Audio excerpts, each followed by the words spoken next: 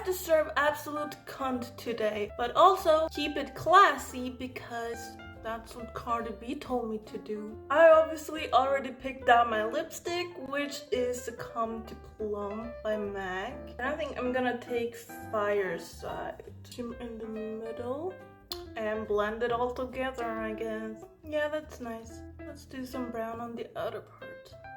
Take some of that darker shade and draw it inwards. Then leave some room for some more purple right under here. Then I want to make some freckles, but keep it like very under the eye. BRB with some lashes and back. Now for the grand finale, I want to add some cute little gemstones. Let's see how we go. Kinda just realized I forgot to highlight my inner corner. But I'm kind of digging it without the highlight. Like, I don't know, it's something a little different. There we go. That is the look.